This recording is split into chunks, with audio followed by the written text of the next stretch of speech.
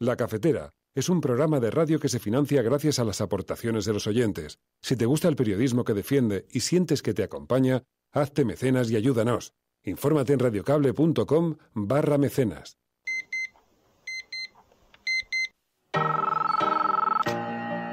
Son las 8:30 de la mañana. Las 7:30 en la Casa Museo de José Saramago, en Tías, Lanzarote. Buenos días, mundo. ¿Quieres un café? En el programa La Cafetera de Radio Cable.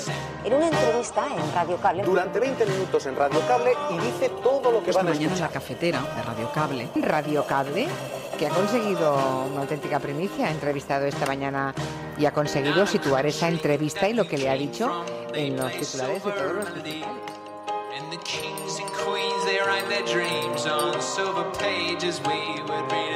La Cafetera de radiocable.com. Dirige Fernando Berlín. Señor M. Rajoy, lamento decirle que lo que señala usted no es cierto. Le voy a leer la definición jurídica de prueba indiciaria. Prueba indiciaria es aquella que permite dar por acreditados en un proceso judicial unos hechos a partir de estimar probados otros hechos relacionados de los que cabe deducir razonablemente la certeza o acreditación de los primeros. En Román Paladino, señor Rajoy, han quedado acreditadas dos cosas. Uno, que usted cobró sobresueldos ilegales regularmente, al menos desde 1997 hasta 2008. Dos, que usted mintió cuando afirmó en sede judicial que jamás cobró sobresueldos. Esta vergüenza no la tapa ninguna bandera, señor Rajoy. Lo cierto es que esta forma de hacer oposición, señor Iglesias, como es evidente, no le funciona. Cada vez que viene aquí tiene usted menos votos y menos apoyo por parte de los españoles. Acabarán poniéndole a usted la moción de censura y lo peor de todo esto, para usted naturalmente, es que puede prosperar, sobre todo después de los últimos acontecimientos y después de las últimas decisiones que usted ha adoptado en Cataluña. En cualquier caso, señor Iglesias, consejos vendo que para mí no tengo. Aplíqueselo. Ustedes han hecho de sus cárceles nuestra pesadilla. Le aseguro que nosotros haremos de nuestras urnas la suya. Señor ministro, le recomiendo que me mire, porque ustedes nos han molido a palos. Le aseguro que nosotros les moleremos a votos. ¿Sabe qué es peor todavía? La tolerancia que ustedes tienen con el fraude fiscal. Y mire, le voy a recordar, ya sé que a usted no le gusta que le hable de las sentencias del Tribunal Constitucional, lo dijo la semana pasada, y mucho más cuando el Tribunal Constitucional declara la nulidad por inconstitucional de su amnistía fiscal, de la amnistía fiscal. Eso es, bueno, la verdad, pues entonces se lo dejaba a ustedes, que dejaron un gobierno socialista en la quiebra a miles de ayuntamientos. ¿Es que fue así o no fue así?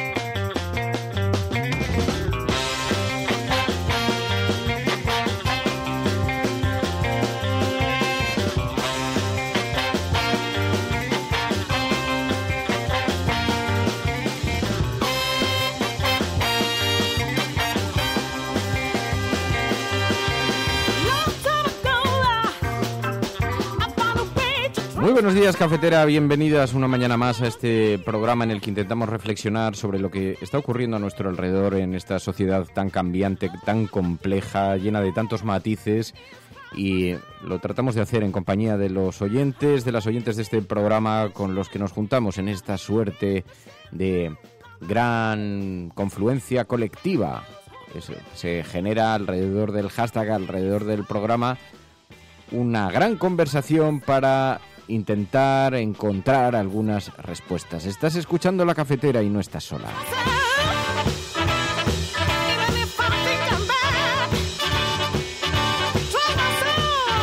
Estamos tratando de ordenar los temas porque hay un montón de temas que colocar sobre la mesa y además están todos muy dispersos, son muy diferentes y tenemos previsto hacer muchas cosas en el programa de hoy porque queremos hablar Con la gente de Política han presentado un informe sobre el grado de incumplimiento de las promesas electorales, que nos interesaba mucho desde hacía días y teníamos pendiente hablar. Queremos hablar con Ana Pastor, porque hoy comienza un programa que nos ha gustado, nos ha llamado la atención. Hoy inicia un nuevo programa en televisión sobre...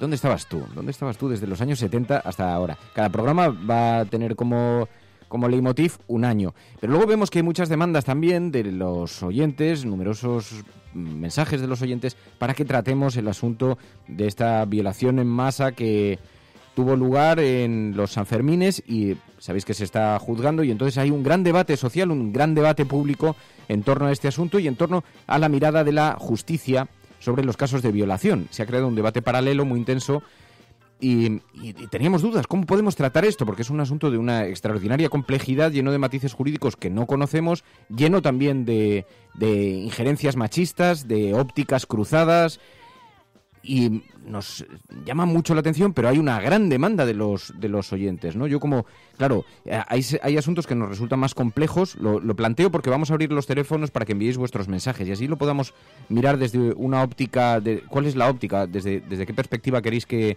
lo tratemos en el programa? Lo más probable es que esto nos hace reflexionar que tenemos que tratar algún día de una forma profunda con un grupo de mujeres, gente con la mirada desde el feminismo, con la mirada jurídica, alguien que nos explique exactamente los matices, porque en las últimas horas, por ejemplo, yo desconocía que los WhatsApp frecuentemente no se admiten como prueba y sin embargo en las testificales que solicitan las defensas, lo normal, lo digo porque ha habido una gran polémica, lo normal es que sean aceptadas. Ha habido una gran polémica, sabéis, con un informe encargado a unos detectives privados para que siguieran a la víctima. Bueno, resulta que no es tanto lo que contiene el informe, que ya se evaluará, ni sobre qué va ese informe, sino que esas testificales se suelen aceptar, nos decían los abogados. Así que es una cuestión compleja, llena de matices jurídicos que se convierten en profundas injusticias y a mí me resulta muy difícil de afrontar esto. Por eso, cuando nos sentábamos aquí esta mañana, delante de la mesa, decíamos, vamos a abrir los micrófonos, que la gente se pueda expresar, que lo hagan, lógicamente, desde la razón, desde la sensatez, y tratar entre todos de encontrar una perspectiva social más allá de este caso, porque este caso está en juicios. Entonces lo trataremos en el programa en el momento que sepamos la sentencia y ya veremos si la podemos cuestionar, criticar, más allá del tratamiento, porque a mí lo que me preocupa muchísimo de esto es que en efecto hay un debate público en el que se está culpabilizando a la víctima, que es una auténtica vergüenza, un auténtico escándalo, ante lo que obviamente tenemos que tener los ojos muy abiertos. Pero por otra parte hay un debate público establecido no en función de unos testimonios que se hayan escuchado, porque nadie sabe muy bien de dónde salen las informaciones sobre las que se está hablando. Sabemos que ha sido publicado en algunos medios de comunicación una hipotética denuncia, fragmentos que son los que la gente comenta, pero luego ves la denuncia original y está muy distorsionado lo que se está contando en la calle. Entonces, mientras sea secreto de sumario, mientras no podamos leer esos folios, mientras no podamos saber exactamente de qué es lo que se está denunciando, quién lo está denunciando, cómo, en qué circunstancias, pero los datos reales, no los datos tamizados por los programas del corazón, nos resulta muy difícil abordar esto desde una perspectiva sensata. Dicho lo cual, una cuestión es lo que se está juzgando, que lo veremos, y me gustaría ver cuando veamos la sentencia y veamos los hechos probados y veamos exactamente cuál era la denuncia precisa. A partir de ahí cuestionaremos la sentencia. Pero sin embargo hay un debate que no es ajeno y que es paralelo y que está sucediendo y que está instalado en la calle. Y el debate tiene que ver con la mirada, la óptica que se introduce, uno, en los medios de comunicación, dos, en la judicatura, y también este mismo asunto técnico, porque las leyes deben proteger a los ciudadanos. A lo mejor es frecuente que las testificales se acepten o no se acepten, pero quizá la judicatura o la justicia debería caminar de la mano de la sociedad y proteger a la sociedad. Así que, no sé, en fin. Bueno, es un debate que queda abierto, 627-002-002. ¿Cómo queréis que lo tratemos? ¿Cómo queréis abordar estos asuntos? Y os pedimos que enviéis vuestros mensajes, eso sí, 30 segundos, desde la razón, no desde la pasión, desde la razón, y veamos entre todos a ver qué conclusiones podemos sacar a lo largo del programa. En todo caso, tenemos un montón de cosas, insisto, de las que hablar, que estaban previstas que abordásemos en el programa. Estás escuchando La Cafetera, y si lo estás haciendo, sigue con nosotros.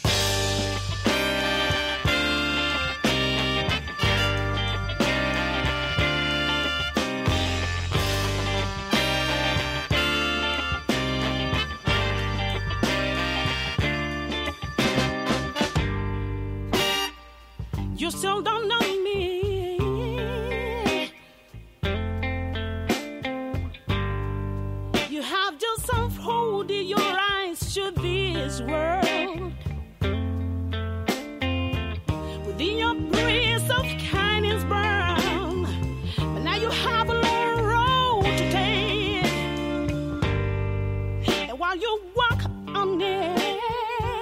el tema de portada, además, en numerosos medios digitales. Dice el diario.es, el juicio a la manada evidencia el cuestionamiento al que se enfrentan las denunciantes de violencia sexual.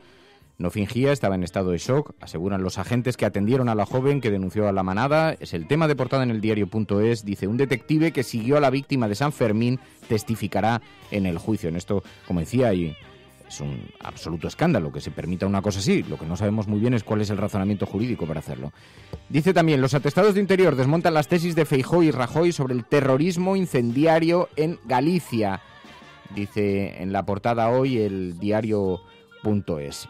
En los digitales nos encontramos también en público.es, la teoría conspirativa de los hackers rusos y venezolanos, un enemigo en forma de simulación, dice público.es, y también la absurda conversación sobre hackers rusos entre Rajoy y Carlos Herrera, dice público.es.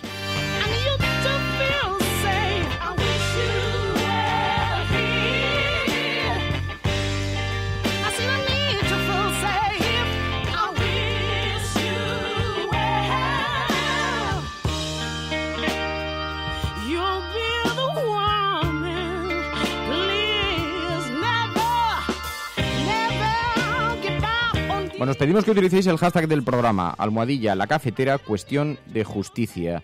Como esto es un ejercicio además colectivo de expresión, pues que lo utilicéis para expresar vuestras opiniones. Almohadilla, la cafetera, cuestión de justicia en Twitter, que se ha colocado inmediatamente como trending topic. Y eso ya en sí mismo es un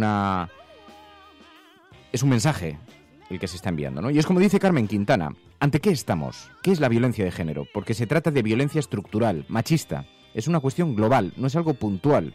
Y dice Carmen Quintana, dice, la violencia machista se camufla y muchos no se enteran, no lo ven, y el machismo mata. Y publica un gráfico de Amnistía Internacional que la verdad es que es francamente interesante porque es un iceberg. Hay una parte que es la que se ve, que está flotando en la superficie, pero debajo de ese iceberg, sabéis que es mucho más grande. Los icebergs cuando flotan son mucho más grande lo que está debajo de la superficie que lo que se observa, ¿no? Y entonces dice, lo que se observa, sí, lo visible son el asesinato, la agresión física, la violación, amenazar, gritar, el abuso sexual, insultar. Dice, pero después está la parte que no se ve, que está debajo. Humillar, despreciar, culpabilizar, ignorar, desvalorizar, el chantaje emocional. Pero es que un poco más profundamente, hasta llegar al fondo del asunto, está el humor sexista, está la publicidad sexista, está la invisibilización, está el lenguaje sexista, está la anulación y están los micromachismos. Y esa es la perspectiva desde la que se debe abordar la violencia de género, de una forma completa, amplia, y no solamente lo que se ve en la superficie, ¿no? Porque están las formas sutiles y están las formas explícitas de la violencia de género. Es muy interesante este gráfico, lo voy a retuitear para que lo podáis ver, porque creo que además retrata perfectamente la forma desde la que se debe, la óptica desde la que se debe abordar. Almohadilla, la cafetera, cuestión de justicia. You have just unfolded your eyes to this world. Within your breeze of kindness burn. But now you have a long road to take. And while you... Bueno, hoy el diario.es llevaba este caso a su portada. En Infolibre veíamos información política. La CNMV denuncia la opacidad de las grandes empresas sobre los sueldos e indemnizaciones que pagan a sus consejeros. Y también Cebrián se aferra a su poder en el país y se embolsa otro bonus de casi 2 millones de euros. Dice además que el Partido Popular ha estallado contra Aznar. Dirigentes del PP afirman que Aznar es un desleal. Aseguran que gran parte de los problemas territoriales que ahora hay en España se generaron en su etapa como presidente de gobierno. Es un artículo muy interesante en infolibre.es. En elsaltodiario.com, menores tutelados, gestionar la desprotección. La búsqueda de beneficio en la gestión de pisos para menores tutelados se traduce en la precarización de sus trabajadores, pero hay otros modelos como el CEMU de Leganés. Y también dice, Iglesias califica al PP como organización delictiva en el Pleno del Congreso. Vimos ayer el Pleno del Congreso, hubo un debate bastante tenso y escuchamos algunas declaraciones. Decía efectivamente Pablo Iglesias a M. Rajoy, que hablaba sobre la justicia. Por eso el hashtag de hoy además tiene muchas lecturas. Almohadilla La Cafetera, cuestión de justicia. Señor M. Rajoy, lamento decirle que lo que señala usted no es cierto. Le voy a leer la definición jurídica de prueba indiciaria. Prueba indiciaria es aquella que permite dar por acreditados en un proceso judicial unos hechos a partir de estimar probados otros hechos relacionados de los que cabe deducir razonablemente la certeza o acreditación de los primeros. En Román Paladino, señor Rajoy, han quedado acreditadas dos cosas. Uno, que usted cobró sobresueldos ilegales regularmente, al menos desde 1997 hasta 2008. Dos, que usted mintió cuando afirmó en sede judicial que jamás cobró sobresueldos. Esta vergüenza no la tapa ninguna bandera, señor Rajoy. Así que hay que hacer una profunda reflexión sobre la justicia en España. Y fijaos, hemos conocido en las últimas horas que los encausados sobre la destrucción de los ordenadores del caso del Partido Popular se le pide el tiempo suficiente como para que no entrasen en prisión. Aquí no hay prisión preventiva por posible destrucción de pruebas, ¿no? Y dice Juan Muñoz, que no quedan pruebas. Y este es parte del problema de la justicia, ¿no? Ayer escuchamos, la verdad es que llevamos toda la semana con este asunto, pero Ciudadanos le preguntaba en la comisión del Partido Popular, en la comisión de financiación del Partido Popular, al comisario de la UDEF, ¿alguna vez se ha encontrado discos duros de ordenador destrozados a martillazos? Porque sabéis que, se empleó una técnica, el Partido Popular, esto lo describía el auto de la juez para encausar al Partido Popular. Y quiero leerlo porque quiero explicarlo con una cierta precisión. El Partido Popular formateó 35 veces los ordenadores de Luis Bárcenas. La juez determinó en el auto que este sistema, que se conoce como método Gutmann, perseguía el borrado más drástico hasta la destrucción física de los discos duros, hasta su rayado.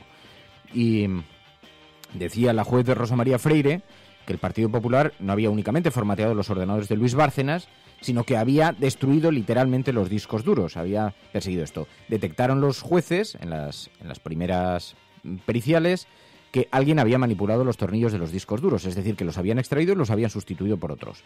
Y entonces, después de una serie de testimonios, se llegó a la conclusión, por los propios testimonios de los trabajadores, de que los discos duros habían sido borrados, habían sido sobrescritos más de 35 veces, 35 pasadas y rayados posteriormente hasta su destrucción física.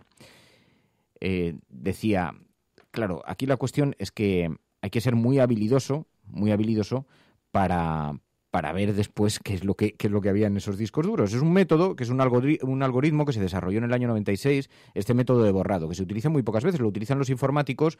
Hay algunas herramientas que lo permiten hacer, es decir, no es que el informático se haya sentado 35 veces delante del ordenador y que eso tenga un afán claro, sino que hay herramientas, y cualquiera de vosotros que manejáis programas informáticos lo sabéis, que te permiten hacerlo con un solo botón, ¿no? Y esto es un sistema que diseñó alguien en el año 96.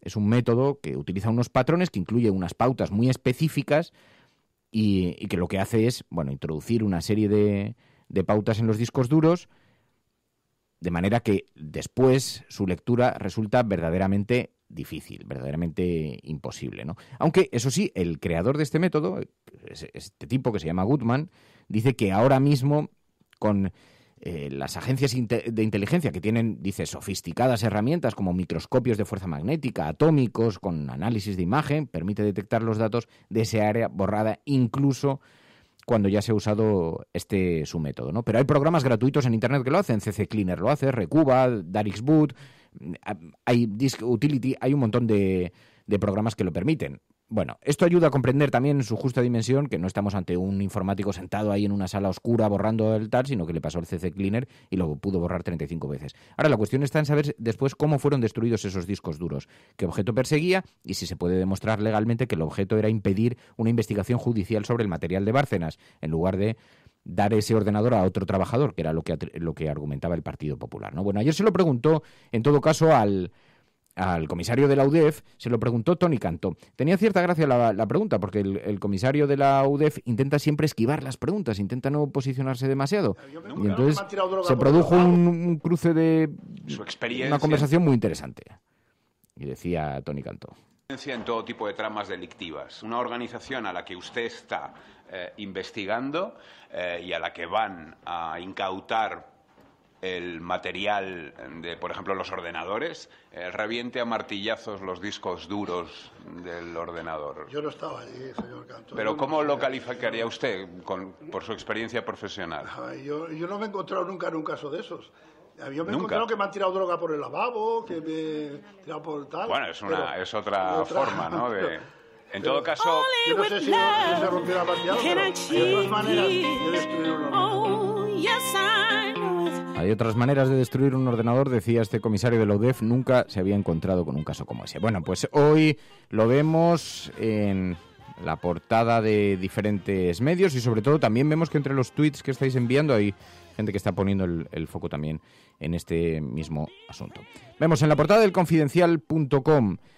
Dice el Confidencial.com esta mañana, en su portada digital, Forcadell y el soberanismo mueven ficha para deslegitimar el 21 de diciembre si no vencen. Nadie sabe lo que puede pasar después, pero tanto Esquerra Republicana como Puigdemont, con su lista del presidente, aseguran que ganarán, pero al mismo tiempo están moviendo ficha para poder deslegitimar los comicios en caso de que pierdan, lo que muestra que no están seguros de su victoria, dice el Confidencial.com. Lo que sí que sabemos es que el Partido Popular va a poner mucha energía, toda la carne en el asador en Cataluña. Dicen que va a haber mucha presencia de Rajoy, no sé qué es lo que se pretende exactamente con esto, pero... Y dice también, pinchazos de la Guardia Civil desvelan citas del cerebro del 1 de octubre con Rouras y los Jordis, dice el Confidencial. Esto es bastante llamativo porque, bueno, digo, los pinchazos de la Guardia Civil desvelan citas. Yo creo que nosotros, si quiere la Guardia Civil, le podemos evitar el trabajo, pero nosotros, por ejemplo, hemos contactado con todo el independentismo sistemáticamente para entrevistarles en este programa. También hemos participado de esas conversaciones. El tuitero Puigdemont, ¿a qué medios y periodistas ama y odia? Dice el Confidencial.com también en su portada. Bueno, Cataluña sigue en el epicentro de la discusión política. Ayer escuchábamos a Pablo Iglesias reprochando a Mariano Rajoy esta indiferencia ante los procesos judiciales o incluso su complicidad en algunos de los delitos, y Mariano Rajoy contestaba a Iglesias decía, su forma de oposición no le funciona, está usted perdiendo votos, pero además esto sucede desde que ha manifestado cuál es su posición sobre Cataluña. Lo cierto es que esta forma de hacer oposición, señor Iglesias, como es evidente, no le funciona. Cada vez que viene aquí tiene usted menos votos y menos apoyo por parte de los españoles. Acabarán poniéndole a usted la moción de censura y lo peor de todo esto, para usted naturalmente, es que puede prosperar, sobre todo después de los últimos acontecimientos y después de las últimas decisiones que usted ha adoptado en Cataluña. En cualquier caso, señor Iglesias, consejos vendo que para mí no tengo. Aplíqueselo.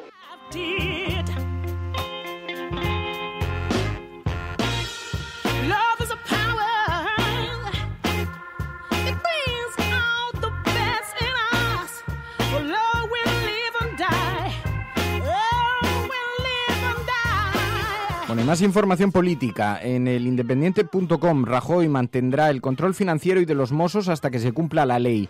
La caducidad de la intervención viene marcada por la constitución del nuevo gobierno tras el 21 de diciembre, pero puede prolongarse en estas materias hasta constatar que ese ejecutivo cumple con la legalidad. Puigdemont, decepcionado con Esquerra Republicana por no haber pactado una lista única, dice el Independiente.com, y también Esquerra Republicana se queda con Forcadell y Romeva. Puigdemont sigue pendiente de Jordi Sánchez. Se están configurando las listas y están buscando los equilibrios entre aquellas personas que pueden representar, digamos, un cierto apoyo electoral, y se está viendo si algunos van a querer o no formar parte de esas candidaturas. Almohadilla, la cafetera, cuestión de justicia.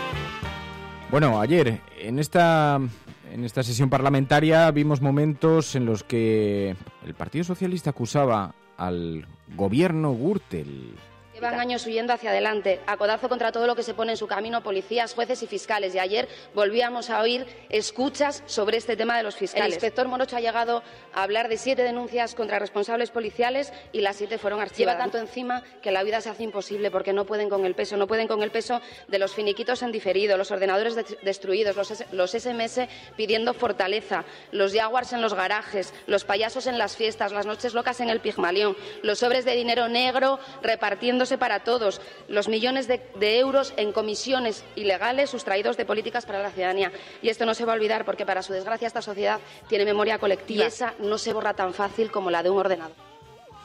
Eso decía Lastra. También escuchábamos a Margarita Robles echándole en cara a Mariano Rajoy la amnistía fiscal a Montoro. ¿Sabe qué es peor todavía?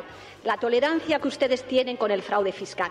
Y mire, le voy a recordar, ya sé que a usted no le gusta que le hable de las sentencias del Tribunal Constitucional, lo dijo la semana pasada, y mucho más cuando el Tribunal Constitucional declara la nulidad por inconstitucional de su amnistía fiscal, de la amnistía fiscal. Y mire, en la amnistía fiscal no solamente se dice, como usted dice muchas veces, que fue nula por razones de forma, porque lo hicieron por decreto ley, es que se dice que ustedes abdicaron de su obligación de perseguir el delito fiscal, que ustedes lo que hicieron fue vulnerar el principio de igualdad y de capacidad contributiva. Y además dice, y eso es gravísimo, que ustedes legitimaron el fraude fiscal.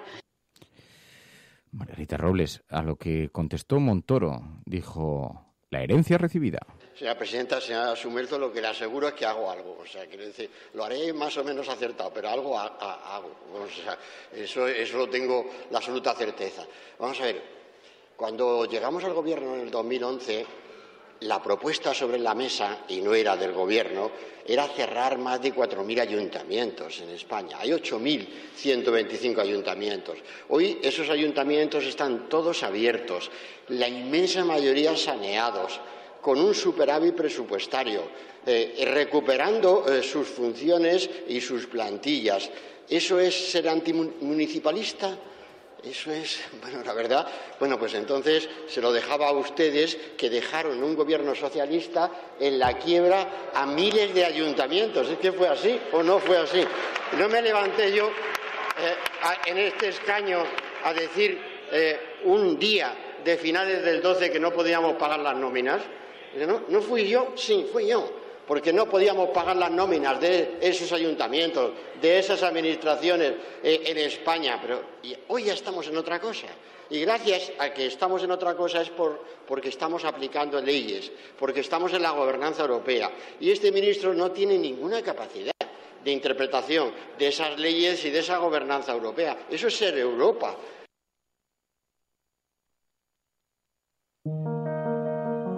Es algo que todos sabemos de algún modo, pero que puede que nadie te haya explicado nunca. Si tú a tu hijo antes de una carrera le dices, te vas a caer, tú no vales para esto, ese niño se va a caer. No hay más opciones, porque le has hecho creer que es posible. Y hay algo que le empuja a cumplir la profecía. Pero si en lugar de eso a ese mismo niño le dices, corre, vuela, no te detengas, y si te caes, aquí estoy para levantarte, ese niño jugará mejor que si nunca le hubieras dicho nada. Hay una responsabilidad ineludible en cómo hablamos, en cómo tratamos a los demás, porque nuestras palabras tienen un poder más grande de lo que nunca hubiéramos imaginado. Cada día tienes la opción de cortar las alas de los demás, hablando del miedo y de la incertidumbre.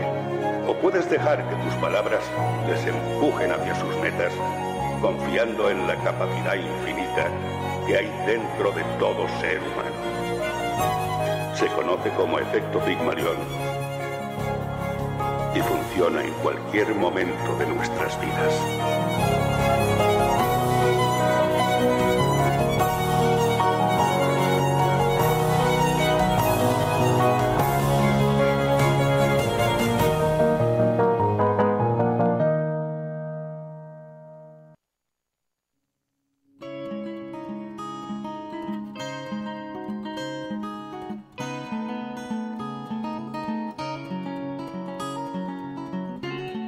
Bueno, se anunciaba en este repaso a las promesas políticas y en este repaso a la política, la información política que estamos haciendo esta mañana, os anunciaba también que teníamos mucho interés en hablar con Política, porque sabéis que realiza con frecuencia, con una cierta periodicidad, un seguimiento de los cumplimientos y los incumplimientos de las promesas políticas, y nos ha llamado mucho la atención la presentación de su último informe, así que queríamos analizarlo aquí en el programa, para ver cuánto se está cumpliendo de esto.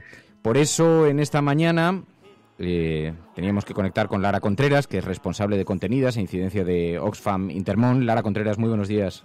Hola, buenos días. Bueno, el grado de cumplimiento de las promesas, ¿cómo es? ¿Es alto? Bueno, la nota final de Política, el cumplimiento de las promesas, ha sido de insuficiente. O sea, llevamos un año de legislatura, nosotros estuvimos siguiendo el discurso de los principales candidatos en las elecciones electorales y luego valoramos sus programas, y ahí había un cierto, bastante grado de cumplimiento entre discurso y programa, pero hemos visto que a pesar de haber habido muchísimas iniciativas, sobre todo en el Congreso, no hay nada, casi nada que haya variado, ni cambios relativos a la lucha contra la pobreza y la desigualdad, que es lo que analiza Política. Y es una nota de insuficiente, que es una nota baja. Habéis analizado el grado de cumplimiento de las promesas electorales, ¿no? Sí, exactamente. Y decís que es decepcionante. ¿Qué mejoras proponéis? Bueno, una de las mejoras principales que proponemos, que es bastante estructural, es que la mesa del Congreso deje de parar iniciativas que sí están sobre la mesa, ¿no? Como es una mejora en los presupuestos en inversión en políticas sociales y cooperación, o como es la tramitación de una ILP para garantizar un ingreso mínimo a 1,8 millones de personas que no tienen ningún ingreso. O sea, que para nosotros eso sería lo principal, que las iniciativas de ciertos partidos que sí están cumpliendo con lo que prometieron en programas se puedan desarrollar. También estamos proponiendo, pues ahora que se tienen en algún momento que presentar nuevos presupuestos, que se incrementen partidas como inversión en género, como inversión en infancia, la ayuda por hijo, como el incremento en la cooperación que la mayoría de los partidos prometieron. También estamos proponiendo que se incremente el salario mínimo, al menos como el año pasado o un poquito más. Estamos proponiendo que se aplique el ingreso mínimo, o estamos proponiendo que se ponga en marcha la ley contra el cambio climático, por ejemplo. Y habláis de la transparencia también, decís que la transparencia preocupa, pero que no está ocupando. ¿Hemos avanzado en esto? Hemos avanzado, o sea, es la misma historia que en otras propuestas. Se ha avanzado mucho en propuestas de, por ejemplo, regulación de los lobbies o mayor transparencia de las instituciones públicas, pero se vuelve a parar las iniciativas, o sea, no llegan a tramitarse hasta el final. Entonces sí que hay muchísimos avances sobre la mesa, pero que no llegan a concretarse ni a materializarse en verdaderos cambios. De hecho, lo único que destacamos del año que llevamos de gobierno sería el incremento de salario mínimo del año anterior, que fue un 8%, sería la aprobación de un pacto de Estado contra la violencia de género, o la tramitación de un anteproyecto de ley contra el cambio climático, o la creación de una comisión de infancia. Pero al final 3 de esas iniciativas no se han concretado en presupuesto posteriormente, con lo cual son iniciativas como de compromisos políticos, pero que no son realizables. Esto nos interesaba mucho, y además hoy estamos poniendo especialmente el foco en materia de la violencia machista, del terrorismo machista, y vosotros valoráis este pacto de Estado contra la violencia machista. ¿Cómo lo hacéis? ¿Cómo lo valoráis? Bueno, el pacto de Estado, de hecho, es una política, ha sido de las cosas que más ha estado incidiendo en los últimos meses. El pacto en sí lo valoramos como un paso positivo. Además, hemos visto que todos los partidos han puesto mucho empeño y mucho trabajo en que salga un pacto lo más cercano posible a lo que nosotros pedíamos. Lo que pasa es que ahora eso necesita una traducción en presupuesto, y eso es lo que no hemos visto todavía. Estamos esperando que se presenten las cuentas de 2018, que no parece probable de manera inmediata, pero, o sea, digamos que el compromiso político nos parece de las cosas más, de los mejores aprobados, ¿no? Notable, pero no acaba de concretarse con un presupuesto adecuado. Sí, además es una de las reivindicaciones de numerosos grupos de la oposición, pero no parece que vaya a ser incluido, pues no parece que exista la sensibilidad con este asunto o la preocupación suficiente como para que se transforme en presupuestos. Luego, ¿cómo afecta también el retraso de los presupuestos generales del Estado? Bueno, pues al final los presupuestos de 2017, que son los que se están aplicando, tenían muchísimas deficiencias en cosas elementales que pedía política. Bueno, las principales, ¿no? Que eran, pues al final, inversión en infancia con el incremento de la ayuda por hijo, era incremento de la cooperación al desarrollo. De hecho, pedíamos con urgencia 150 millones para ayuda humanitaria por el tema de refugiados y desplazamiento global. Estábamos pidiendo fondos para el pacto de lucha contra la violencia de género o un incremento en educación y en salud. Nada de eso se ha materializado en 2017. Existe el peligro de que se prorroguen otra vez estos presupuestos y en cualquier caso los de 2018 están parados por el tema de Cataluña. Entonces, bueno, todavía no perdemos la esperanza. De hecho, estamos trabajando con todos los grupos políticos para lograr que se den unos incrementos en esas partidas que nosotros pedimos y que vengan avaladas además por un cambio en la fiscalidad de este país, que recaude más de manera progresiva, especialmente de las grandes empresas, ¿no? Hemos lanzado Oxfam Intermón hace poco una campaña de lucha contra paraísos fiscales para recuperar todos esos fondos que se van en esas situaciones que o legales o ilegales no llegan a la población y lo que estamos proponiendo es hay fondos suficientes y se recauda de manera adecuada y se tienen que traducir en estos presupuestos. El tema es que no son capaces de negociar los nuevos presupuestos. Oye, hoy estamos tratando en el programa desde diferentes perspectivas, pero cuestión de justicia. Almohadilla, la cafetera, cuestión de justicia, para seguir el hashtag del programa. Y hay muchas críticas a la defensa de un sistema judicial independiente. ¿Habéis tratado esta materia? No. El Política analiza, de hecho, lo que ha hecho es incidir durante el periodo electoral y postelectoral los compromisos de los distintos partidos políticos y el gobierno en la lucha contra la pobreza y la desigualdad. Pero en temas de justicia no nos hemos metido. Sí hemos hecho una propuesta de reforma constitucional, por ejemplo. Y de hecho estamos súper pendientes a ver si realmente se abre esa reforma constitucional y en qué condiciones se abre, ¿no? Si solo para revisar el modelo territorial o para tener en cuenta la petición que nosotros hacíamos, que era blindar los derechos sociales, cambiando, hacerlos judiciables por un lado y luego mejorar una serie de derechos e incorporar otros que mejorarían mucho la vida de los ciudadanos españoles.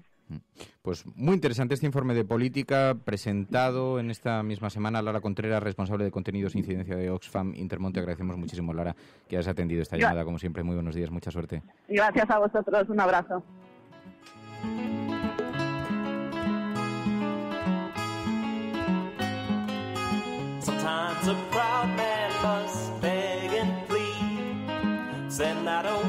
Bueno, pues el grado de incumplimiento insuficiente, el grado de incumplimiento del gobierno, de sus promesas electorales en periodo electoral, la verdad es que es un ejercicio necesario, debiera ser una exigencia.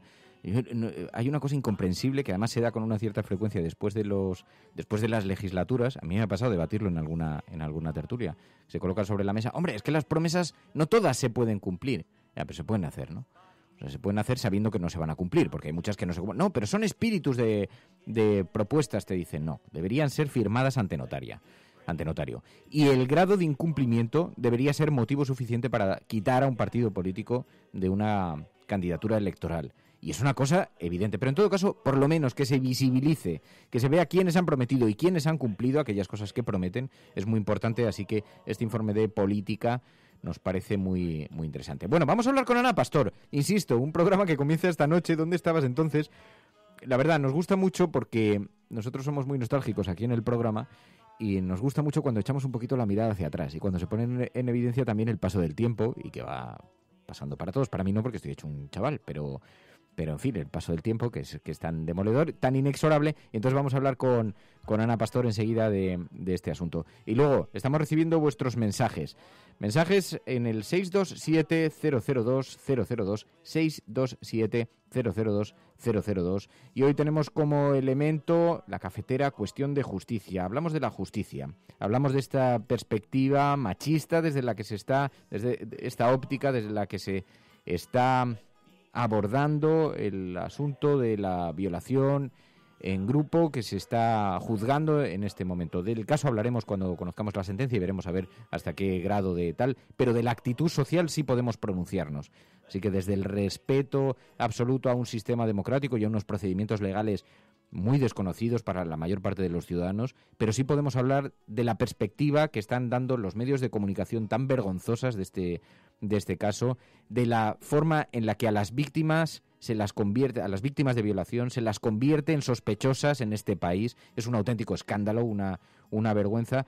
Y estas son las razones por las que lo estamos tratando con una cierta cautela. Dicho lo cual, parece bastante evidente que estamos ante una atrocidad de una magnitud, en fin, poco descriptible, ¿no? Bueno, esto es la cafetera. Buenos días, María y Fernando. En relación al juicio de la manada, habrá que ver hasta, como bien ha dicho Fernando, hasta la que no haya sentencia, pues no podemos saber todas las claves.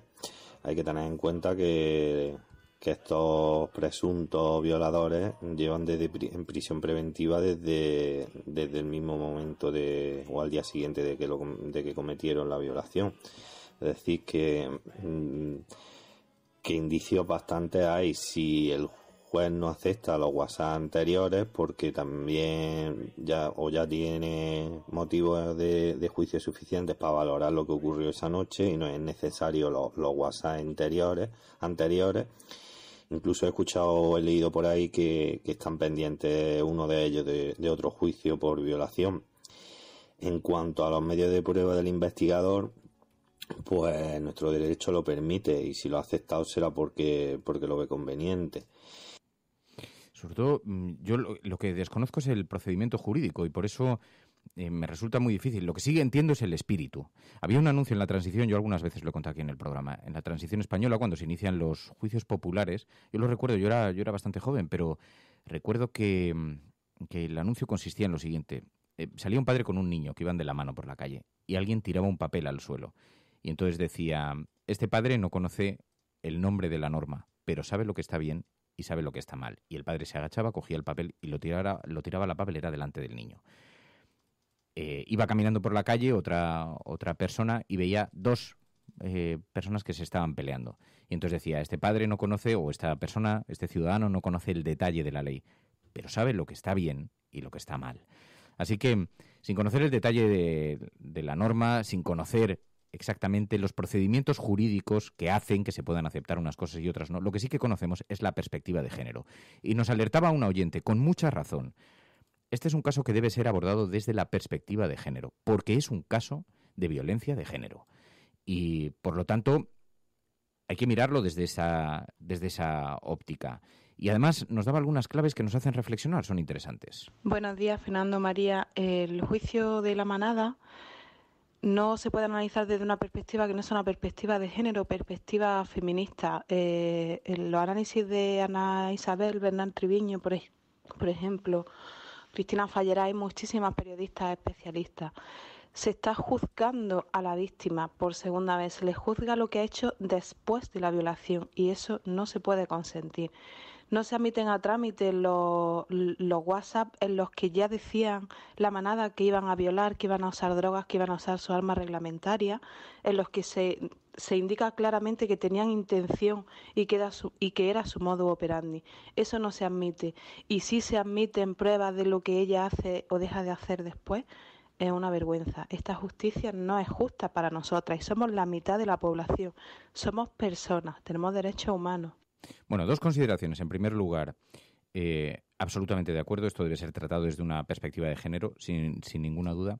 Pero la segunda consideración sobre la naturaleza de las pruebas, que por otra parte son pruebas que no hemos conocido por los autos judiciales, sino que las hemos conocido por algunos medios de comunicación, en su mayoría tertulias no especializadas en este asunto, que han ido filtrando una suerte de mensajes que desconocemos la procedencia, desconocemos de dónde salen, desconocemos prácticamente todo, más allá de lo que se ha publicado, ¿no? Y a mí esto me preocupa mucho, por eso decía, no quiero tratar en concreto esto hasta que no tengamos la sentencia y veamos exactamente qué eran pruebas reales, qué no han sido fabulaciones de la prensa o reinterpretaciones de los medios, porque no es la primera vez, y esto como lo hemos vivido en muchas ocasiones, que nos encontramos textos que alguien ha leído por teléfono de un auto judicial y que otro ha puesto en imagen como si fueran textos reales de un WhatsApp para presentarlo en las televisiones como imagen, como darle el contenido tal. Entonces, ante casos de tan extraordinario alto voltaje, yo digo, cuidado con analizar las pruebas como si se tratase de pruebas reales, porque no sabemos nada, más allá que lo que nos estamos comentando unos a otros, ¿no? Y entonces esto tiene un extraordinario riesgo. Claro, lo digo porque del juicio hablaremos en el momento en el que tengamos que hablarlo. Dicho lo cual, de lo que estamos escuchando es tan extraordinariamente grave que esperamos que la sentencia esté a la altura de los hechos, si son estos los hechos de los que se está hablando, ¿no? Pero mantengamos la prudencia con los casos judiciales cuando se están tratando. Entre otras cosas porque yo desconocía completamente, y después hablando con abogados, porque lo que sí que considero que es necesario es tratar de informarse correctamente de esto, es que las testificales se suelen aceptar, mientras que los WhatsApp la norma es que no se suelen aceptar. ¿Por qué pasa esto? A lo mejor es lo que deberíamos replantearnos, ¿no? Pero no porque sea algo extraordinario o que el juez esté detrás, tenga una intencionalidad, la juez tenga una intencionalidad concreta al hacerlo. Y esto me parece que es preocupante, que conviene colocarlo sobre la mesa de la misma manera para tratar de hacernos una idea. Ahora bien, la cuestión es qué ocurre a continuación con un caso que es de extraordinaria sensibilidad y que está siendo tratado en los medios de comunicación de una manera absolutamente vergonzante, porque lo que sí que vemos es la forma en la que se está culpabilizando a las víctimas. Y no solamente sucede en este caso a la víctima, en concreto, a esta chica. Y no solamente sucede en este caso de violación, sucede sistemáticamente. Lo vemos en los medios, cómo se pone en duda su testimonio, cuando se conozca el testimonio. Hasta ahora, insisto en que veremos a ver cuál es el testimonio que dio ante la policía y qué es lo que nos cuenta el auto real de lo que la policía pasó a la Fiscalía y la Fiscalía le trasladó al juez. Pero cuando conozcamos bien el testimonio, hay un hecho que es evidente. Y además lo cuenta la forma. Solamente el hecho de que hayamos conocido que una agencia de detectives estuvo siguiendo a la víctima posteriormente es deleznable, absolutamente deleznable. Así que en esto no se puede ser equidistante. Y, sinceramente, la posición de algunos periodistas, la forma en la que se están manifestando públicamente es vergonzosa, absolutamente vergonzosa. Estás escuchando La Cafetera y si lo estás haciendo, no estás sola. Vamos a hablar enseguida con Ana Pastor y vamos a hablar de este programa de televisión que nos gusta para destemplar un poquito, pero tenéis los teléfonos abiertos 627-002 y el hashtag del programa, almohadilla La Cafetera, cuestión de justicia.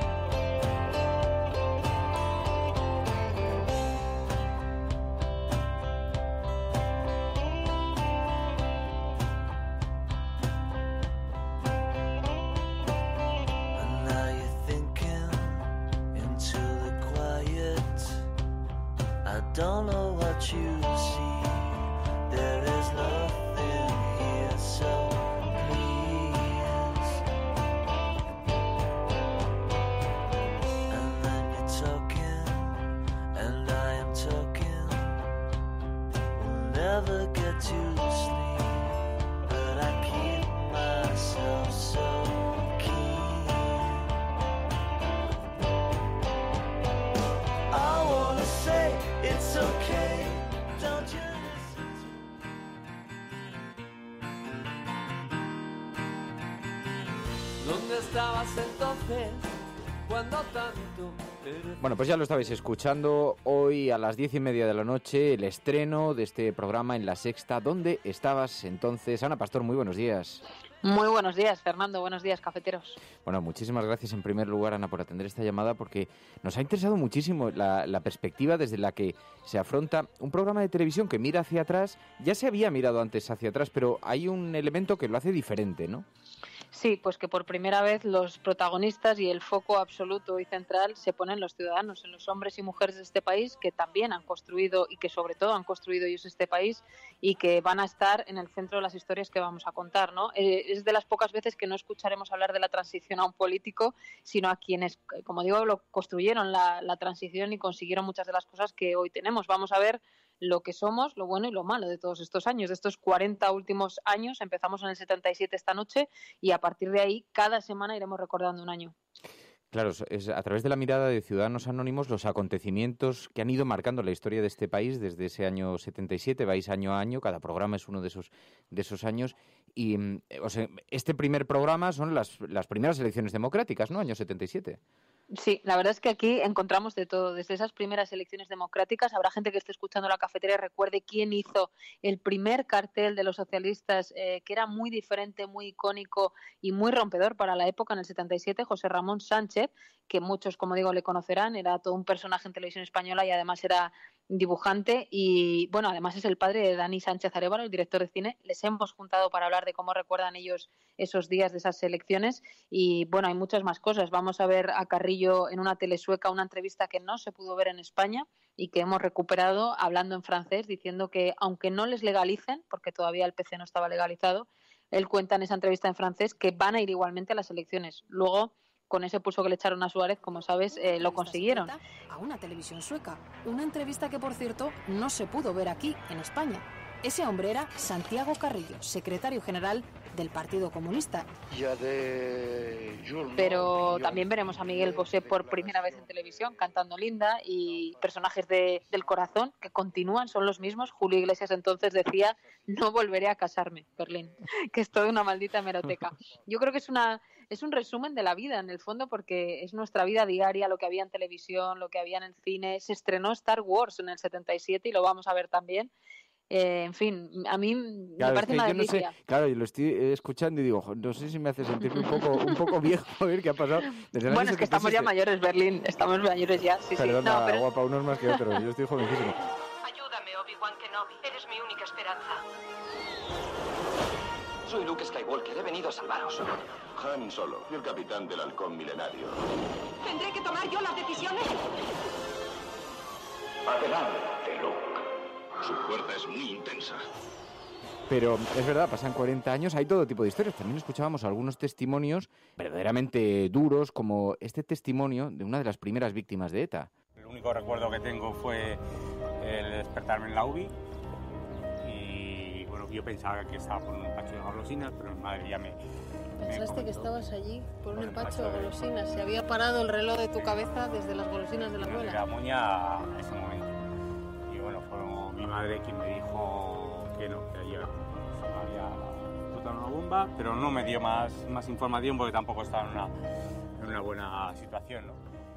Yo creo que es una de las historias que más me ha conmovido. Este programa, la verdad, es que a mí, y espero que a la gente también, me ha hecho emocionarme, reír, cabrearme y llorar, ¿no? Y esta historia, especialmente la de Alberto Muñagorri, habrá gente que la recuerde. Él era un crío, tenía 10 años, volvía de comprar golosinas, vivía y vive en Rentería, en Euskadi, y volviendo a casa ve una mochila, le da una patada a esa mochila y había una bomba de ETA. Es una de las víctimas de ETA, muy parecida a la historia de Irene Villa y menos mediática porque nunca ha contado su historia en televisión. Perdió una pierna, perdió la audición en un oído, perdió la vista en un ojo y es increíble cómo cuenta esa historia y sobre todo cómo su madre, cuando está en el hospital y tiene pues eso 10 años, le tiene que explicar que ha perdido una pierna. ¿Y sabes qué elige esa madre para poderle explicar algo tan duro y tan terrible? La Isla del Tesoro. Le cuenta el cuento de la Isla del Tesoro. Y a mí, cuando me estaba contando aquello, pensaba la cantidad de hombres y mujeres buenos que hay en nuestro país que, a pesar de algo tan horrible como un atentado, siendo tan pequeño, consiguen incluso extraer algo de belleza de una situación tan dolorosa.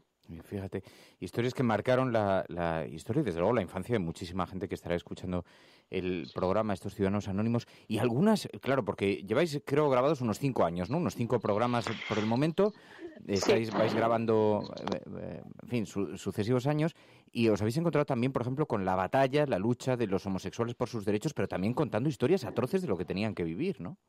Sí, hay cosas que te imaginas que son propias de la dictadura y sin embargo ocurrieron cuando teóricamente ya estábamos en democracia, ¿no? Hay quien nos cuenta en el programa y lo vais a ver una parte esta noche y otra parte otros jueves, que es una persona a la que le aplican, un hombre homosexual, le aplican una terapia teóricamente para curarle y le ponen electrodos en los testículos y en los brazos. Entonces le ponen imágenes de hombres y mujeres y esos electrodos se activan cuando aparecen hombres para que su cerebro decodifique que es malo tener sensaciones hacia los hombres, ¿no? Obviamente no es que no se curara, es que la homosexualidad no es una enfermedad y nos lo cuenta también el psiquiatra que lo hacía. Esto ha ocurrido en nuestra democracia y no hace tanto tiempo, ¿no? O por ejemplo una madre que hemos grabado hace muy pocas horas, una madre de un bebé robado. Si habláramos de bebés robados todo el mundo pensaría también en la dictadura. ¿Sabes de qué año es esta historia? De 1987. A Clara le robaron a su bebé en 1987, cuando la democracia estaba funcionando en nuestro país. Es una cosa absolutamente demencial y yo creo que es muy bueno. Este programa no tiene el ánimo de blanquear la historia, ni mucho menos. Tiene el ánimo de enseñar lo que ha ocurrido, lo bueno y lo malo, para que la gente pueda sacar conclusiones y podamos realmente recordar o conocer lo que ha pasado. ¿Cuál es la historia que más te preocupa? Porque, claro, empiezas... ¿Tú en qué año naces? ¿En el 77 es tu año de nacimiento, no? Sí, justo. Nazco con el programa en diciembre. Y claro, ahora te vas a enfrentar los próximos programas en alguno de las historias tuyas de tu infancia. ¿Cuál es con la que vas a conectar? Pues mira, yo estos días, por ejemplo, estábamos grabando Spinete, que mucha gente también lo recordará, mucho, por ejemplo, Chanquete. ¿Tú recuerdas el día que Pancho dijo Chanquete ha muerto? Pero no recordarás, Berlín, que el primer spoiler de nuestra vida fue con Verano Azul. Una semana antes de que se emitiera el capítulo, la revista Supertele sacó "Este domingo muere Chanquete". Toda España se enteró de lo que iba a ocurrir. Que fuimos a la tele sabiendo lo que iba a pasar. Sí, hubo un escandalazo. Yo no recordaba el spoiler, pero sí recordaba se coló la prensa, claro, capítulo, ¿no? Claro, los spoilers antes se hacían en las revistas, claro. Claro, ahora ya ha cambiado la cosa. Pero sí, hay un montón de cosas que te conectan, o la música, por ejemplo. Hemos tenido la suerte inmensa de que para la cabecera del programa, que se llama ¿Dónde estabas entonces?, en homenaje a la canción del último de la fila, nos hayan hecho una versión Manolo García y Quimi Portet. A mí me contaban que Manolo García y Quimi Portet nunca habían cedido una canción suya, nunca la habían prestado, no la tenían ni siquiera, no las tienen en iTunes. Y sin embargo yo dije, bueno, vamos a intentarlo. Bueno, pues aceptaron, les encantó el proyecto, quisieron sumarse, fuimos a grabar una versión especial para la cabecera y la verdad es que estamos felices también de ese homenaje que hay y se va a ver a la cultura, a la música, a la literatura. En el 77, Premio Nobel para Vicente Aleixandre, que eso fue una cosa que nos colocó de repente en el mapa de nuevo, una cosa maravillosa, ¿no? Joder, es que claro, tenéis un auténtico filón, porque hay momentos históricos, estaba pensando yo en la televisión, la muerte de Félix Rodríguez. Eso también lo llevamos, efectivamente. O la separación de Enrique y Ana. También, o los pecos. Oye, los pecos también. Bueno, y por ejemplo, tenemos una pareja, podría contarte mil anécdotas, pero una pareja que hace 25 años ganó el coche en el 1, 2, 3, no el piso, pero sí el coche, y la hemos encontrado. O un niño de San Ildefonso que en el 82 le tocó hacer el sorteo del Mundial de Fútbol y era un crío de 10 años y ahora es un hombre y nos cuenta también cómo fueron aquellos días del Mundial, porque todo el mundo recuerda el Mundial, pero estas intrahistorias de gente así, pues nos parece que sitúan en el mapa a gente que hasta ahora nunca nadie le había preguntado cómo era la historia de España y mucha gente se emociona cuando les llamamos y nos dicen, es que a mí nunca nadie me había preguntado cómo ha sido hacer también este país. Claro, lo bonito de este ejercicio es que es una mirada hacia la transición, ahora que se pone tanto en cuestión, que es nuestro pasado, que forma parte de la historia de este país, pero lo que retrata es el gigantesco cambio que se vivió en España, porque, claro, estaba viendo algunas de las fotos de la promoción de tu programa, donde apareces junto a un coche de policía de la época, junto a algunos elementos así de la época, y dices... Claro, es que esta España no tenía nada que ver con España. No la va a conocer ni la madre que la parió, decía. No. Bueno, en algunas cosas, fíjate, yo creo, estábamos contando el asunto de los homosexuales, por ejemplo, hemos mejorado, aunque sigue habiendo agresiones homófobas hoy en día, pero desde luego se ha hecho un recorrido, hay una ley que protege sus derechos y que les permite el matrimonio y la adopción, pero quedan muchas cosas por hacer. O el tratamiento de la mujer en televisión, ¿no? El tipo de chistes que se hacían, la cosificación que ha habido de la mujer durante mucho tiempo y que todavía sigue existiendo, lógicamente, pero en menor medida. Hemos cambiado mejor. Las campañas de Hacienda te van a encantar. Cuando empieces a ver las campañas de los primeros años, cuando había que empezar a pagar impuestos en España, de qué tipo de recursos se tiraban, ¿no? De recursos casi de literatura, te diría. Hemos cambiado, claro, en algunas cosas a mejor, en otras a peor. Yo te diría, fíjate, lo que más detecto que tenemos menos es valentía. Tú ves ahora, por ejemplo, las letras, la estética de la movida, las películas de Pepi Lucibom, si ahora se estrenaran, habría un escándalo, seguro. Y entonces en aquella España, jolín, que hace tanto tiempo se tomaba con mucha más normalidad que ahora. Sí, fíjate, había una capacidad para la transgresión mucho más intensa, ¿no? Bueno, Ana Pastor, hoy a las 10:30 de la noche en La Sexta. ¿Dónde estabas entonces? Seguro que va a hacer las delicias de los oyentes del programa y dará para ser comentado. Ana Pastor, muchísimas gracias, de verdad, de corazón, y mucha suerte esta noche. Muchísimas gracias, deseando oír a todo tu público y leerlo esta noche, a ver qué les ha parecido, que tengo unos nervios tremendos con el estreno. Bueno, seguro que va muy bien. Suerte. Un abrazo.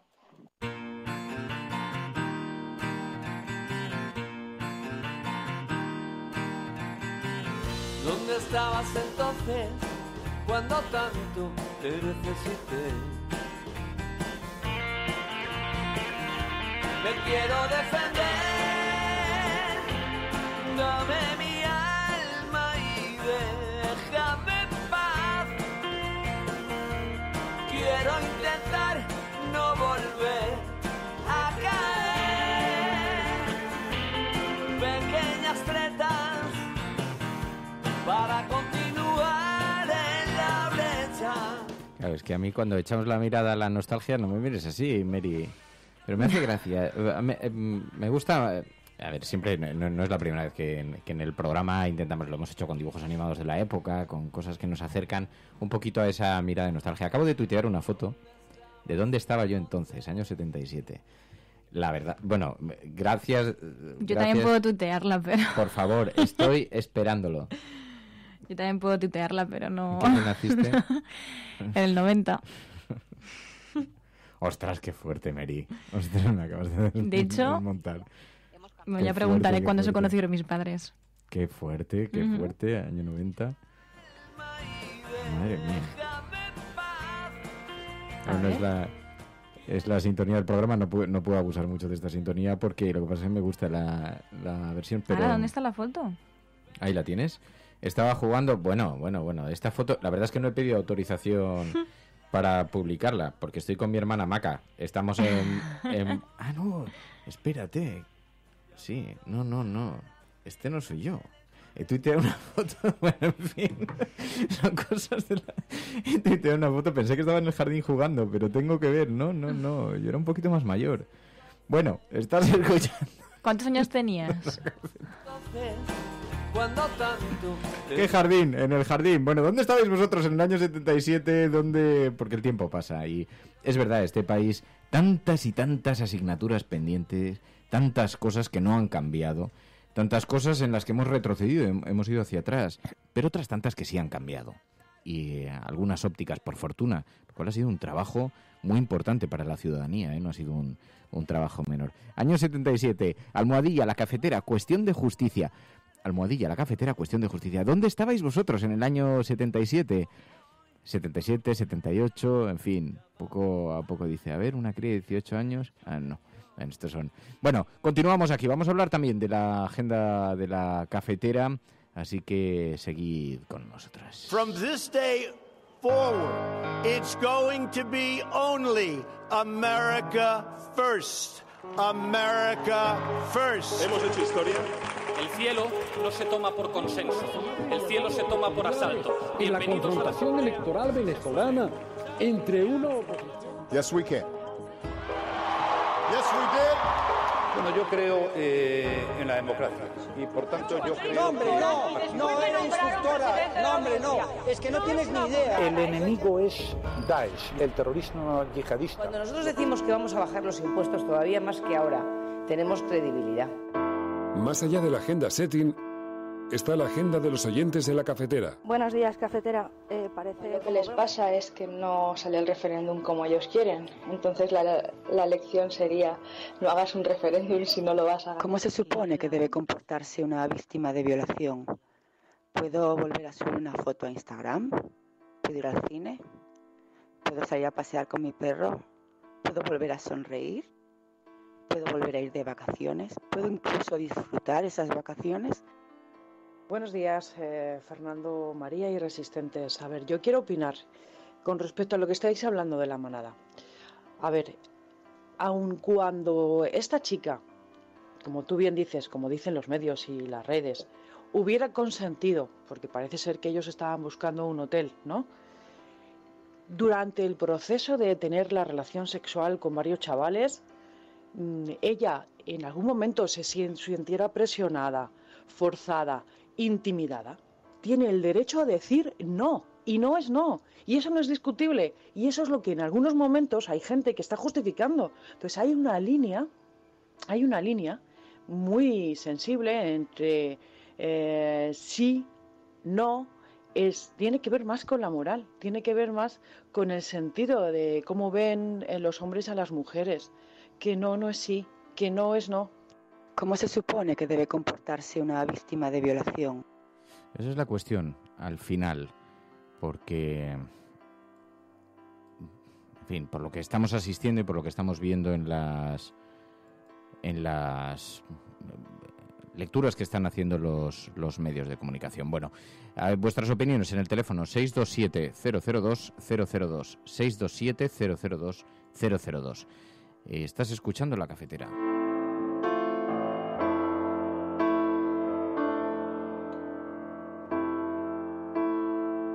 Y hay noticias que nos están haciendo llegar a través del hashtag del programa para que coloquemos en esta portada de la agenda de La Cafetera, María. Empezamos con una que tiene que ver con violencia de género. En este caso, la vicepresidenta del Gobierno valenciano y consellera de Igualdad y Políticas Inclusivas, Mónica Oltra, anunció este miércoles que la nueva Ley de Infancia y Adolescencia de la Comunidad recogerá diferentes medidas en favor de los niños y niñas afectados por casos de violencia, incluida la de género. Oltra avanzó que la norma contemplará que en casos de violencia intrafamiliar contra los menores sea el agresor quien deje la casa y no los pequeños. También expuso que la nueva ley contemplará a los niños y niñas afectados por casos de violencia como víctimas y que se prevé cambiar los protocolos que correspondan para que la Abogacía de la Generalitat pueda intervenir como acusación popular en los juicios que se celebren por casos de asesinato de niños y niñas. En definitiva, una mayor protección para estos niños y niñas afectados por casos de violencia machista. Y nos tenemos que ir a una retrospectiva, ¿no? Tenemos que volver al caso del Prestige porque la factura del Prestige se fija 15 años después y es que el Estado recibirá 1.573 millones de euros. Varios medios han apuntado a esto y han dicho que faltaba un día para que los primeros restos del fuel que transportaban empezasen a llegar a tierra y 4 para que el buque se partiese en 2 y hoy, 15 años después, pues tenemos que escuchar la noticia de que la factura del Prestige se fija en 1.573 millones de euros. La Audiencia Provincial de A Coruña ha fijado el importe de los daños ocasionados, como decimos, 1.573 millones al Estado español, 61 millones a Francia y 1,8 millones a la Xunta de Galicia. Y tenemos que ir hasta Cataluña porque el hombre que ha perdido la visión de un ojo tras el 1 de octubre, el referéndum del 1 de octubre, se querella contra un agente de la Policía Nacional y 2 mandos. Este hombre que perdió el ojo en el 1 de octubre durante el referéndum y en la carga policial en la escuela Ramon Llull de Barcelona ha presentado esta querella por delito de lesiones. Según informó en rueda de prensa, la abogada del herido presentaron la querella este martes en el juzgado de instrucción número 7 de Barcelona. El agredido lo que quiere es ser el último herido por bala de goma en España y Cataluña, dijo, ya que Cataluña es la autonomía donde la utilización de pelotas de goma está prohibida desde abril de 2014, a raíz del caso de Esther Quintana, que es una mujer que también perdió un ojo por el disparo de un proyectil de goma en una manifestación. Y tenemos que irnos a unas cifras, y es que ya hay 428.000 millonarios en España, un 15,6% más que en 2016. Estas son algunas de las conclusiones del informe de la riqueza mundial de 2017 elaborado por Credit Suisse. En la actualidad existen en España un total de 428.000 millonarios, un 15,6% más que en 2016. Es así el país número 12 con más grandes fortunas de todo el mundo. España se situaría justo por detrás de Suiza y Corea y está por delante de grandes países con una población mucho mayor como Rusia, México, Argentina o Brasil. Además, este incremento de los millonarios en España supera con creces al aumento de otros países como Estados Unidos o China. Como decimos, son conclusiones del informe de la riqueza mundial de 2017 elaborado por Credit Suisse. Y nos vamos, en este caso, hasta la mayor playa artificial de Europa, que estará junto a la agónica cabecera del Tajo, zona azotada por la sequía.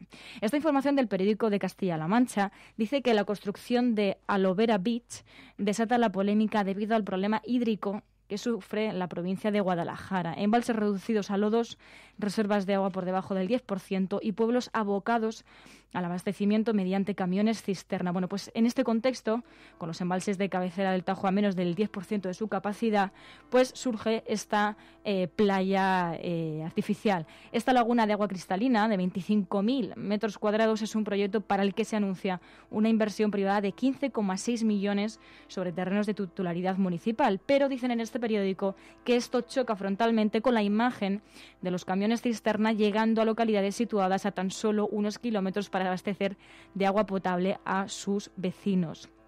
Y terminamos con dos informaciones. Una de ellas es la de Desalambre del Diario.es, que incide en que el Ministerio del Interior acordó con la Unión Europea la construcción de los 3 nuevos CIE en 2013. La creación de nuevos CIE en Algeciras, Málaga y Madrid, anunciada por Zoido en marzo, fue presentada a la Unión Europea para ser financiada a través del Fondo de Asilo para la Migración y la Integración, según ha revelado la Fundación Por Causa. La primera mención de los planes de construcción de estos CIE en los presupuestos generales del Estado se realizó un año antes de la aprobación del Fondo de Asilo para la Migración y la Integración, que estaba relativo al periodo de 2014-2020. Bien, este fondo financia proyectos de los Estados miembros sobre retorno, asilo e integración. Y desde este periódico dicen que fuentes del Ministerio afirmaron tras el Pleno del Senado, en el que se difundió esta noticia, que aún era pronto para desarrollar la información porque el proyecto se encontraba en una fase muy preliminar. Meses después, este medio de comunicación volvió a intentar informarse sobre esto, dice, pero lo mismo ha ocurrido a la hora de realizar esta información, y es que no se aclara definitivamente por parte del Ministerio del Interior este asunto. Y como decimos, terminamos con que un centenar de inmigrantes podrían haberse ahogado en el naufragio que ocurrió el pasado 3 de noviembre. La Fiscalía de la ciudad italiana de Salerno, en Italia, estimó este miércoles que cerca de 100 personas desaparecieron en el Mediterráneo tras el naufragio del 3 de noviembre, en el que el buque español Cantabria socorrió a 64 personas y recuperó 23 cadáveres de mujeres nigerianas. La Fiscalía de Salerno, que es la encargada de investigar este hundimiento, considera así que unas 100 personas desaparecieron en el mar después de que la embarcación en la que trataban de alcanzar Europa naufragara, y así lo han informado a través de esta investigación.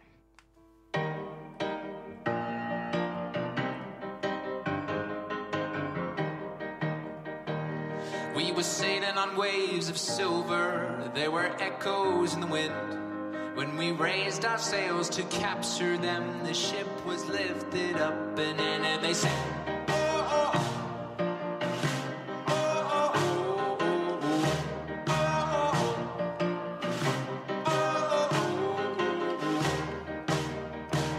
now the country that we came from, they play silver melodies.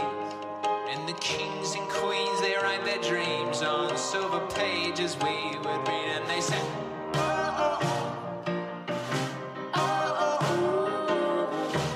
oh,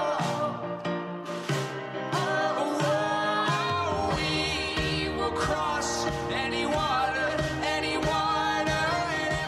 Bueno, pues estoy viendo que hay un intenso debate sobre las raíces del machismo, intenso debate en el chat, en el hashtag del programa sobre las raíces, sobre la forma en la que eso afecta la visión que dan los medios de comunicación, sobre la visión de la justicia también. pero me parece que es muy interesante el tuit este que hemos retuiteado con la pirámide de los hechos visibles, de las formas explícitas de violencia de género y de las formas sutiles y de las formas invisibles de violencia de género. Un gráfico de Amnistía Internacional representado en forma de iceberg que tuiteaba Carmen Quintana y que hemos retuiteado y que nos parece un buen punto de partida para esto. Así que, bueno, insisto, sin ánimo de entrar en un caso y en unos procedimientos judiciales en los que se basa el Estado de Derecho y sobre los que son exigibles para no caer en lo mismo que criticamos permanentemente de los programas del corazón, para no caer en terminar especulando sobre lo que programas del corazón están diciendo en televisión y terminar especulando sobre eso. Para no terminar cayendo en eso, colocamos el foco sobre la mirada general de lo que le está ocurriendo a esta ciudadanía que observa impasible y acepta que una persona pueda ser cuestionada públicamente por su conducta después de haber sido violada. Solamente el hecho de que se plantee ese debate públicamente nos debería hacer reflexionar sobre nuestra propia naturaleza y lo ciegos que estamos ante lo que está ocurriendo. Sobre todo porque más allá de cuál sea la sentencia que habrá que esperar, si las reflexiones, siempre desde el respeto, sirven para intentar ver qué podríamos sentir nosotras, ¿no? Si estuviésemos en la situación de una persona violada que tiene que enfrentarse a un juicio, que tiene que enfrentarse pues a muchas situaciones en las que seguramente pues acaben cuestionando su versión y que tiene que defenderla. Creo que toda reflexión es buena si hablamos de eso siempre respetando lo que acabe diciendo la justicia. Lo voy a aclarar, ¿no? para que no haya dudas sobre la perspectiva del programa, porque es una perspectiva que, como pueden comprender las personas, no somos en absoluto insensibles a este tema, más bien lo contrario, pero para que no haya dudas y para despejar completamente. No pretendo con esto encontrar ni más amigas ni menos amigos, o más amigos y más... Es una posición irrelevante, pero tiene que ser determinante. Nosotros no comentamos los chascarrillos de los programas del corazón. Y nosotros no podemos tratar un caso judicial a través de la mirada de los programas del corazón. No lo vamos a hacer. Esto puede provocar incomodidad en algunas personas que desearían que lo tratásemos con mucha más apertura y con mucha más precisión este caso concreto. Nosotros no vamos a hacer eso. Y no lo vamos a hacer por una cuestión puramente de respeto del Estado de Derecho. Dicho lo cual, nos parece una auténtica infamia que se coloque en esos mismos medios de comunicación la óptica sobre la víctima. Y como son dos cosas que no son antagónicas, que son perfectamente compatibles, esta es la premisa del programa en una materia de extraordinaria sensibilidad como esta. El que quiera ver en eso una forma de desplazar el interés sobre un caso tan salvaje como este, se estará equivocando, porque no es la óptica desde la cual nosotros partimos, ¿no? Pero quiero dejarlo claro para que no haya dudas y despejar el tema y decir... deberíamos crear un debate serio en el programa, lo tomo como un compromiso propio del programa, un debate serio sobre el machismo, sobre la forma tal, pero estoy viendo algunos de los mensajes que están llegando sobre el caso en concreto, y sobre el caso en concreto entiendo que haya gente que crea que está súper informada sobre los 30.000 folios de sumario secreto que contiene, y que cree que se puede formar una opinión razonada sobre lo que está viendo en los programas del corazón, pero no es un hecho. Entonces los hechos son los hechos y a partir de ahí nosotros vamos a ser extraordinariamente críticos y es un compromiso al que hemos llegado y además agradezco el empujón también que en muchas circunstancias las propias oyentes y los oyentes de este programa nos dan para que lo hagamos, para que seamos críticos y exigentes. Pero la premisa de partida de un programa, no solamente en este tema, en muchos otros temas que hemos abordado con naturalidad, con todos los costes personales, que es lo que estoy diciendo que tiene esto, pero para que no haya dudas. Entonces despejemos el caso porque a mí no me interesa analizar el detalle de lo que sucedió en un patio de manzanas o en un cajero automático según lo que están diciendo que sucedió en unos programas del corazón, que por otra parte a ellos se lo han dicho de oídas porque nadie ha leído esos 30.000 folios de sumario secreto, ¿no? Entonces yo sinceramente, con todos los respetos, lo que sí que creo es que retrata muy bien lo que le está pasando a esta sociedad, que retrata muy bien que se haya colocado en el foco del debate a la víctima de un suceso de esta naturaleza. Es dramático, es un auténtico escándalo Y eso sí nos debe hacer reflexionar sobre lo que ocurre normalmente en los casos de violación y la manera en la que la sociedad trata de culpabilizarla. Que, por cierto, retuiteé ayer y con esto termino, que no me quiero enfangar con el asunto, pero creo que como me estáis pidiendo una posición sobre esto, esta es mi posición personal, ¿no? Y no necesariamente tiene que ser compartida. Veo que hay gente que la comparte y veo que hay gente que no la comparte. Sí comparto esto.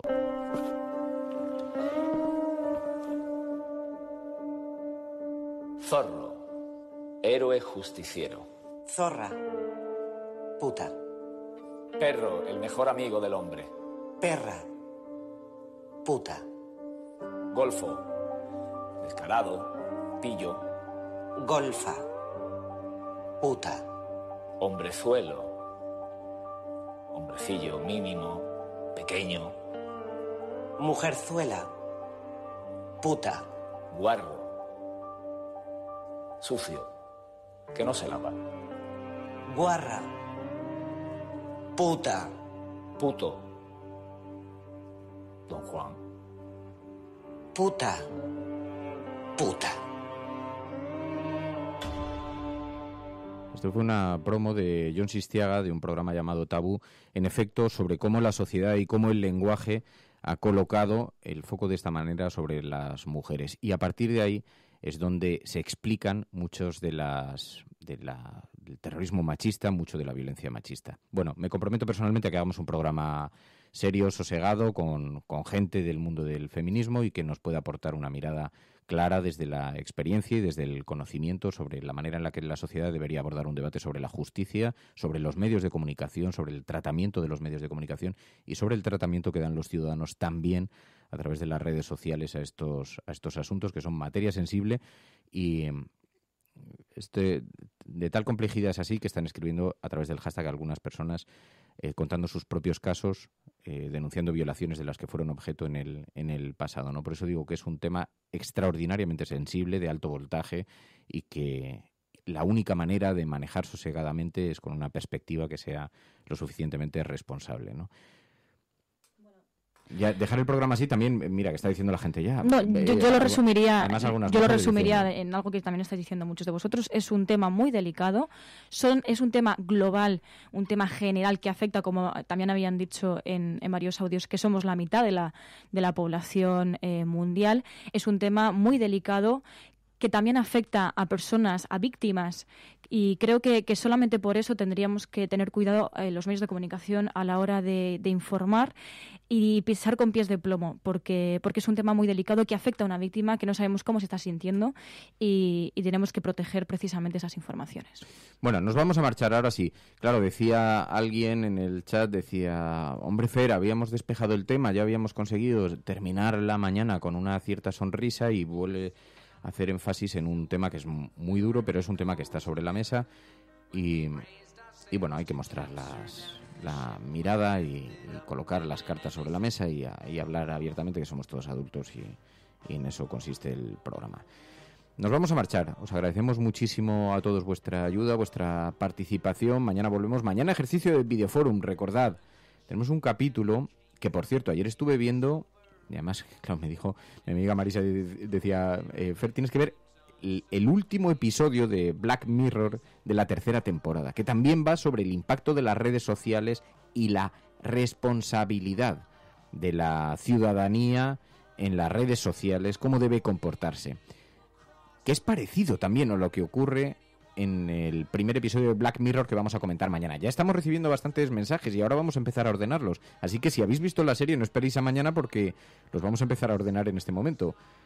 Mensaje de audio 627-002-002. 627-002-002. Es el WhatsApp del programa. Vuestro análisis, no tanto sobre la cuestión cinematográfica, que también, si queréis, pero un poquito sobre la perspectiva, ¿no? ¿Qué lecciones debemos extraer de lo que plantea, ¿no? Del dilema que plantea Black Mirror en ese primer capítulo, que es el que hemos decidido para el Videoforum. Pero sospecho que en el siguiente podríamos hacer el ejercicio de ver el último capítulo, el de las abejas asesinas, que lo habrá visto alguna persona, seguro. Bueno, por aquí también estaban, lo que pasa es que yo no la he visto, una serie que se llama Big Little Lies, me la han recomendado y me han dicho que es buenísima, pero la verdad que no puedo valorarlo. Pero bueno, yo creo que hay muchas propuestas, así que bueno, primero haremos este viernes, ¿no? Y luego vemos cómo hacemos. Yo creo que en esta además veremos también algo que sigue pasando en la actualidad, que es la responsabilidad de los medios en la opinión pública, la fuerza de la opinión pública a través de redes sociales, así que bueno, yo creo que hay mucho que comentar. Sí. Es que hay muchas cosas que se nos pasan y quedamos por hechas, pero la responsabilidad pública, la responsabilidad cívica, la responsabilidad colectiva de los ciudadanos. Y luego una cosa tremendamente grave y tremendamente preocupante que retrata muy bien ese primer capítulo de Black Mirror que vamos a analizar mañana, el himno nacional. National Anthem es, ¿no? El título, creo que sí. El himno nacional. El himno nacional, en español. Y retrata muy bien la presión de la opinión pública, pero que es volátil. Que lo mismo está viendo una cosa y de pronto le cambian de canal y está y cambia completamente la perspectiva. O cambia de visión sobre un asunto, o cambia de visión en 5 segundos. En 5 segundos, ¿no? Sí, lo cual es muy dramático. Hay que tener, por eso creo que es una buena lección a extraer, hay que tener muy claros los principios y las columnas ideológicas bien establecidas para que no suceda eso, ¿no? Para no ir cambiando.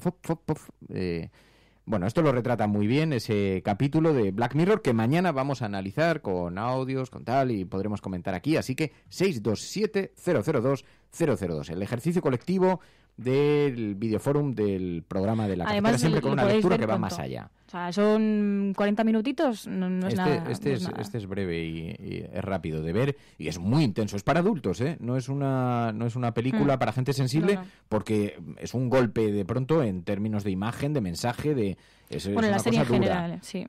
La serie en general es bastante... Sí, pero a mí este primer episodio me impactó tanto que yo recuerdo que vivíamos aquí... y teníamos unos vecinos al lado. Yo vivía entonces con María Deportes. Hicimos una sesión después de verla nosotros, que nos quedamos muy impactados. Después llamamos a unos amigos, a unos vecinos, y dijimos, y la volvimos a ver al día siguiente, del impacto que nos habíamos llevado. Salieron alucinando en colores.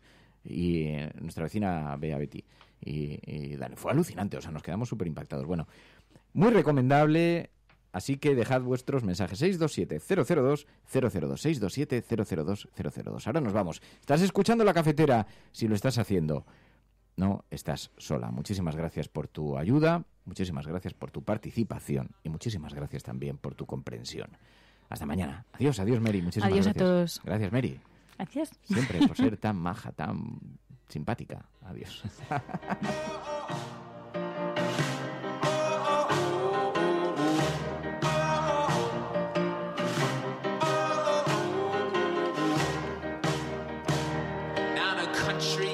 We came from, they play silver melodies, and the kings and queens, they write their dreams on silver pages we would read, and they said,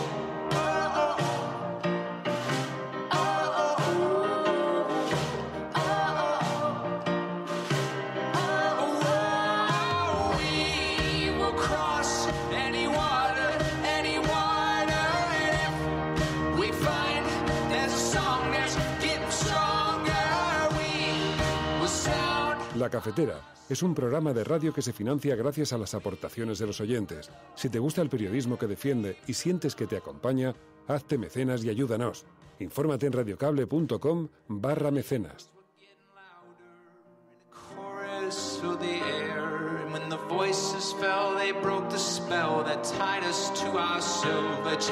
Buenos días, María, Fernando. Soy un periodista madrileño exiliado en Berlín desde hace 7 años. Hace 6 más o menos empecé a trabajar como guía turístico aquí en Berlín, con tours en español, con gente que viene pues, de todas partes del mundo, sobre todo de América Latina, pero también de ese desmemoriado país, ¿no? que es el nuestro. El otro día estaba haciendo un tour donde a mí me gusta mucho enfocarme, no sé, en el contexto, en la historia de los que no pueden escribirla, ¿no? La historia de los desheredados, de las mujeres, Y un señor, al acabar el tour, visiblemente, no sé, emocionado, se me acercó y me dijo: Andrés, se nota que tú escuchas La Cafetera, ¿que sí? Y bueno, le dije que sí, y en ese momento comprendí que era un miembro de la Resistencia y que tenía ya que contribuir a este proyecto. Muchas gracias, un abrazo a todos. Oh, Andrés, tengo que volver a conectar porque ha sido súper bonito, me dice María. Ha sido muy bonito. Escucharlo con atención y sí, porque al final todos tenemos pequeños días grises y de pronto nos encontramos con gente alrededor. Mira, me parece preciosa la historia. De verdad, muchísimas gracias por sumarte a la familia, a las personas que ayudan a hacer sostenible el programa. Por cierto, no he dado las gracias desde hace un montón de días. John, Álvaro, Gael, Sofía, María, Beatriz, Pablo...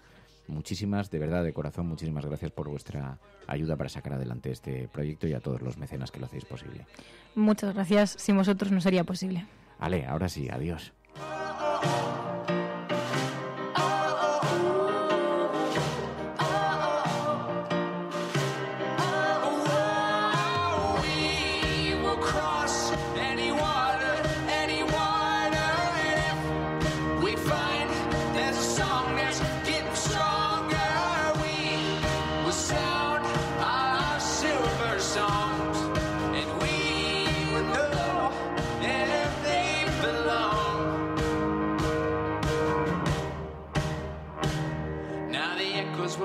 Louder in a chorus filled the air, and when the voices fell, they broke the spell that tied us to our silver chairs, and they sang, oh, oh, oh, oh,